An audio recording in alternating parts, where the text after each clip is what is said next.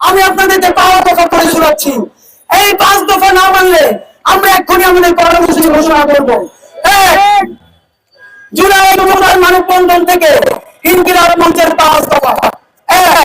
ধর্ষণের সর্বোচ্চ শাস্তি নিশ্চিত করতে দ্রুত বিচার ট্রাইব্যুনাল গঠন করে 90 দিনের মধ্যে মামলা নিষ্পত্তি করার ব্যবস্থা করতে হবে। একই সাথে কেউ যদি ধর্ষণের মিথ্যা মামলা করে তাকেও সর্বোচ্চ শাস্তির আওতায় আনতে হবে।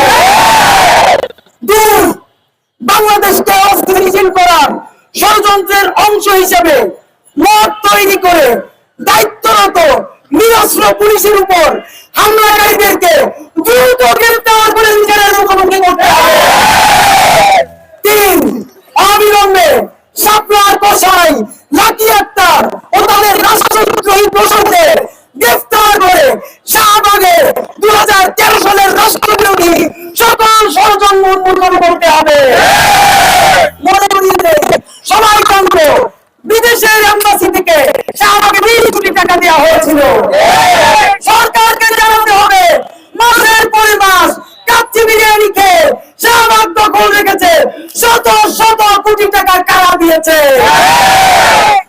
নাম্বার 4, জাতিসংঘকে অন্তর্ভুক্ত করে শাপলা গণহত্যা ও পিলখানা গণহত্যার স্বাধীন বিচারিক তদন্ত কমিশন গঠন করে সকল গণহত্যার সুষ্ঠু তদন্ত বিচার করতে হবে।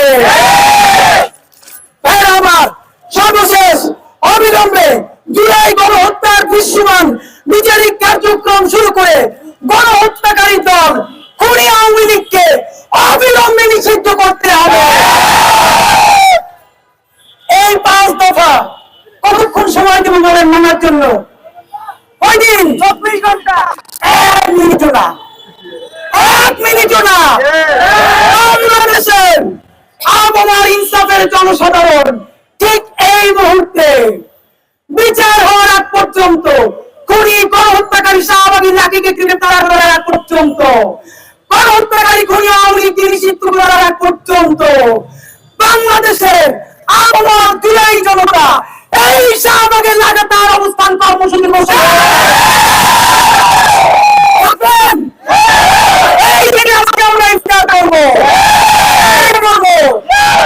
আমরা কারো রাস্তা বন্ধ করব না যতদিন না পর্যন্ত লাঠিবন্দির গ্রেফতার করে দিল্লির দাসত্বকে বাংলাদেশ থেকে ঠেকিয়ে তুলে দেওয়া হবে। ততদিন পর্যন্ত শাহবাগ ছাড়বো না, ছাড়বো না, ছাড়বো না। থাকবেন আপনারা কারা দিয়েছেন আপনারা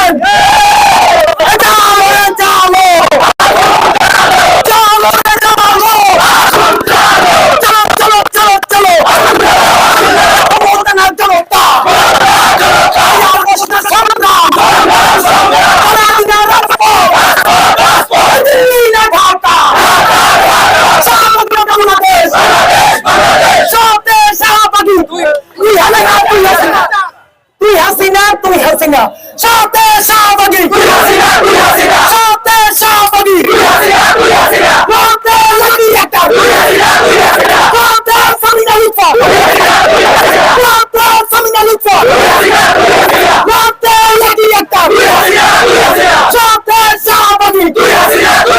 বিচার বিচার বিচার চাই, শাহবাগের বিচার চাই, বিচার বিচার বিচার চাই।